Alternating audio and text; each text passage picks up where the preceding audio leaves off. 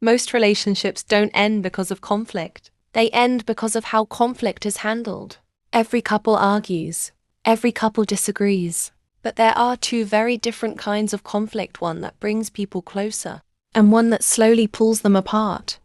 The difference isn't how often you fight, it's what happens during the fight. Conflict that destroys love feels unsafe. Voices rise.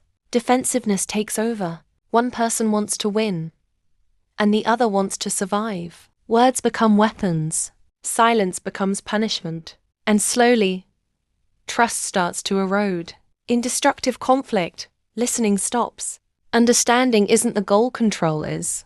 Problems are brought up with blame instead of care. Past mistakes are dragged into the present. And instead of resolving anything, resentment quietly grows. But conflict that strengthens love feels very different. It feels slower, calmer, even uncomfortable but not threatening.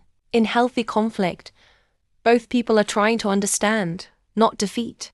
There's space to pause, space to breathe, space to say, "This hurt me," without being attacked for it. Strong couples don't avoid hard conversations. They learn how to have them safely. They stay present instead of shutting down. They take responsibility instead of pointing fingers. They repair after arguments instead of pretending nothing happened. Conflict becomes a doorway, not a wall. It reveals unmet needs, hidden fears, and opportunities to grow closer. The most important difference is this: destructive conflict attacks the person. Healthy conflict addresses the problem. One tears down safety, the other builds trust. If conflict leaves you feeling unheard, dismissed, or emotionally unsafe, that's not love being challenged, that's love being damaged. But if conflict leads to clarity, understanding, and repair, that's love strengthening. In the end, love isn't about never arguing. It's about arguing without losing respect, care, or emotional safety. Because the right kind of conflict doesn't break love. It teaches it how to last. Two couples can have the same argument, but walk away with completely different futures. In one relationship, conflict becomes a scar. In the other, it becomes a stitch that holds things together. At first, they look the same. A disagreement starts small. A tone feels off. A comment lands wrong. Something unspoken rises to the surface. But this is where the paths divide.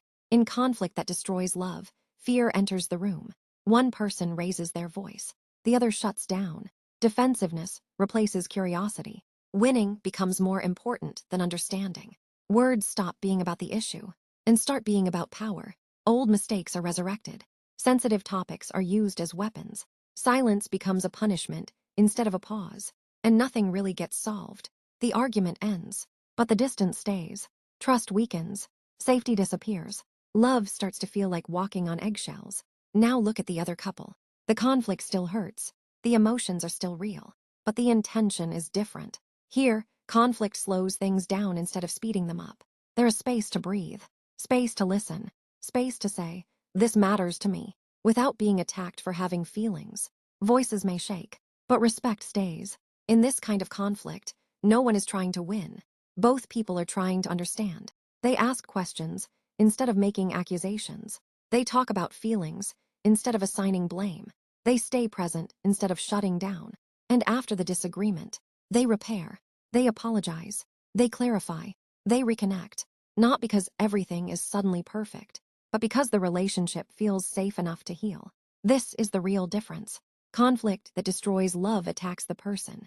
Conflict that strengthens love addresses the problem. One creates fear. The other creates trust. One leaves emotional bruises. The other deepens intimacy. Love isn't tested by the absence of conflict.